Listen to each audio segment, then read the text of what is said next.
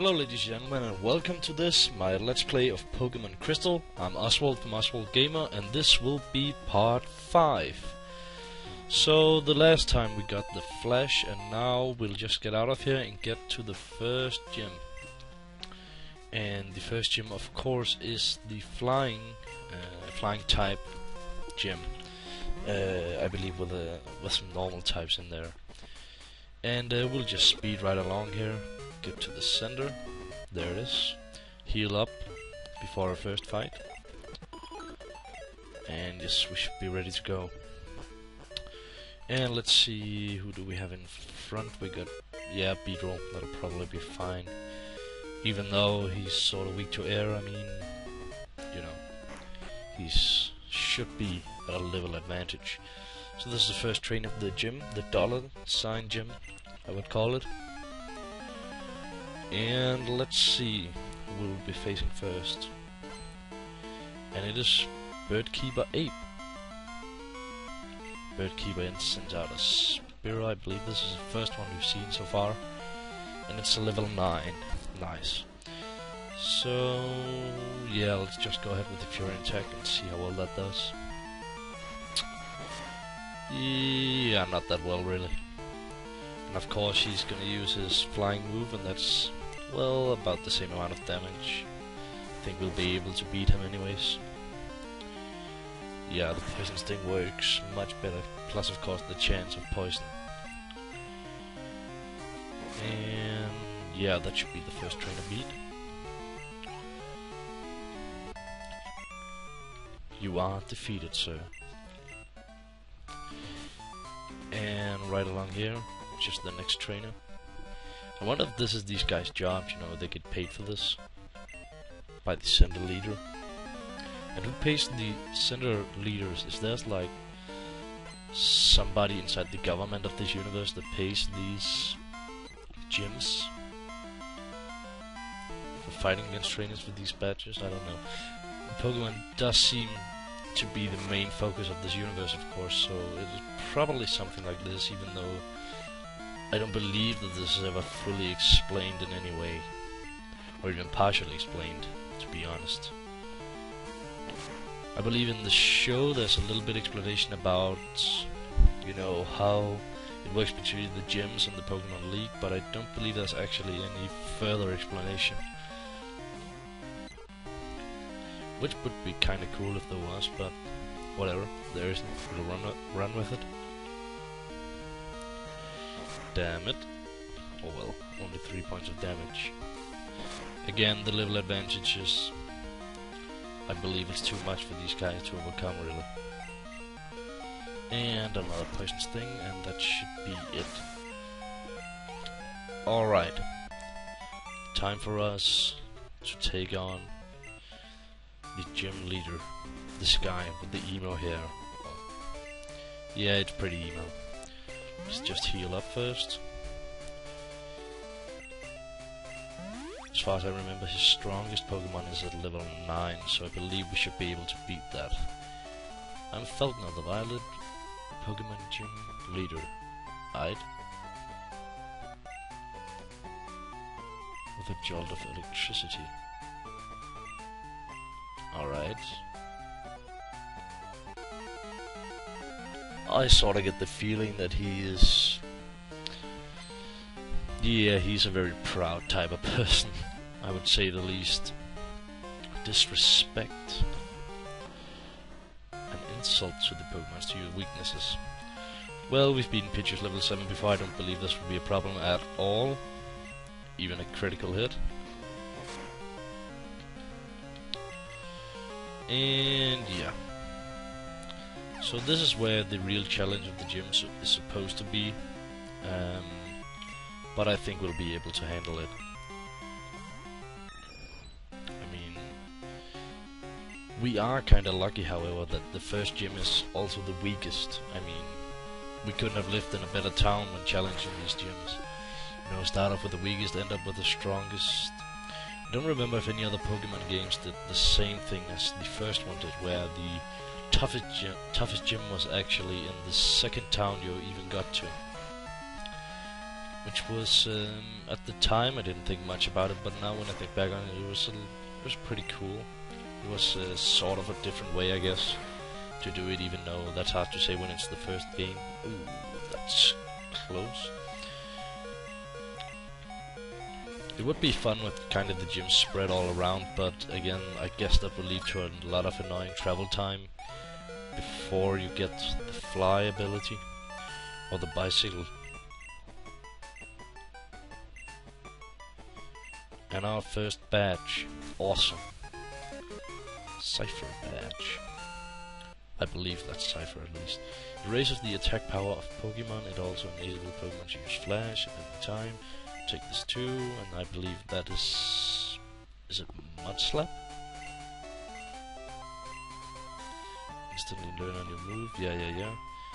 Yeah, Mud Slap.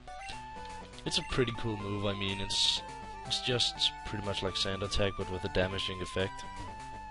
But I will need that later in the game for one of the other gyms, so I'll keep that. Because a lot of people choose to sell them. And we've discovered some things about the egg, my assistant, my environment. Yes, I could. And we'll just hurry right along. Oops. And yes, well, we better heal up first. Thank you. Long time no see. Yeah, it's been a wobbling 2 hours maybe. Or well, in this universe it must have been like days. Yes, I would like to take it. I have received the egg. Amazing. The Pokemon will not hatch until it grows in the egg. It will also has to with other active Pokemon to hatch. Are we really the only one that this professor has to rely on? I mean, that's surprising to say the least. It's actually, I mean, what if all these assistants for if we are the only one we can truly trust? What did he do before we started training? Anyway, it does seem sort of like in the start of the game that we already know Professor Elmso. I suppose we have done stuff for him before. He certainly liked asking us for favors. Let's not think too much about that. Yep. And we'll be right on our way.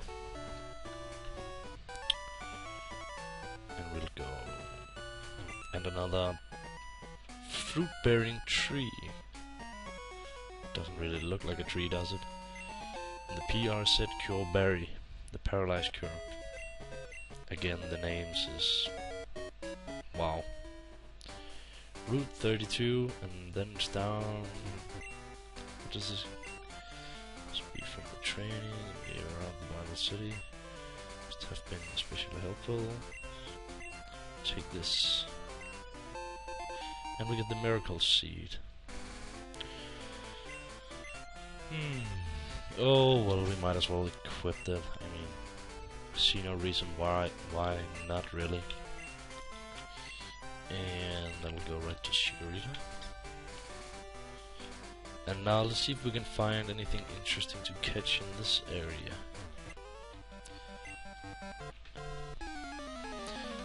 Oh yeah, bring it on. Let's see, and another kid for us to beat up. How nice. A youngster, as a matter of fact.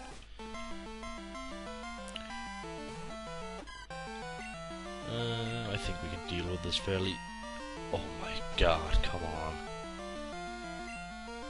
You see why this sucks? Never mind.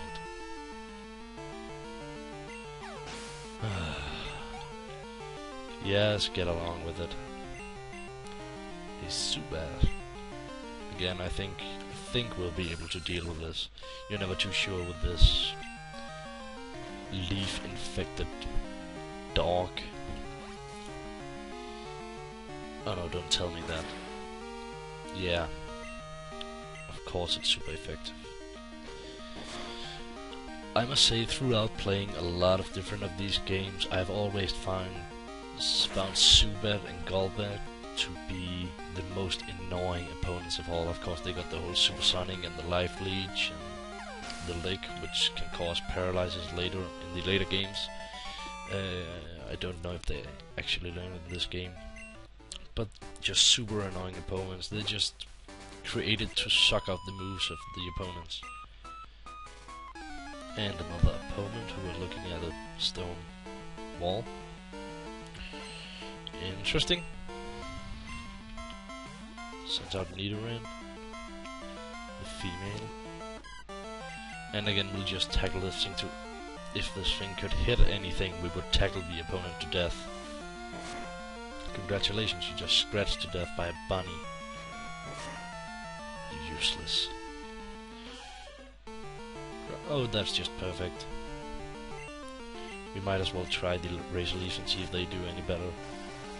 Even though I highly doubt it. Oh well, it wasn't too bad. Stop scratching me. And is that the third miss? Is there something I don't know about this accuracy calculations and grass types or anything? I mean, they don't usually miss this much, not without have the accuracy decreased somehow. Oh well, I'm just complaining. You can thank Cynic and no one for this. Bastards. But nice guys. Most of the time. I mean... Yeah. And we'll get right and get this, a repel. That'll be nice for later, but right now I actually want to see if I can find anything interesting to catch, so... We'll wait on using that a Rattata. No thank you. That's a little fire as well. Why couldn't I start with that? And going right along.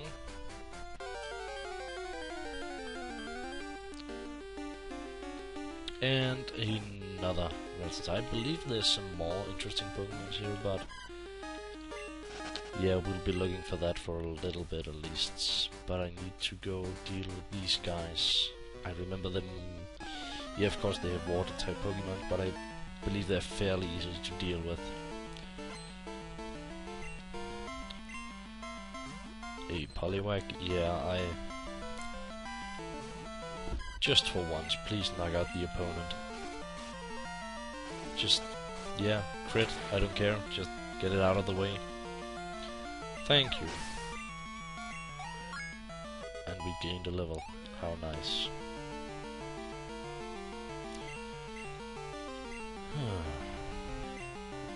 Yeah, now you've gained the level, you can go away again.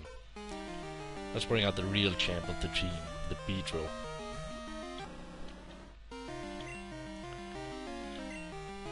Just poison sting in. Perfect. And it didn't affect me, the Hypnosis, nice. Hypnosis is again one of these annoying moves that can just delay you endlessly. Even if you're fighting a much weaker Pokemon, I mean. You can fall asleep for 5 turns and not have any awake, and it just takes time. Splash? Is that your comment?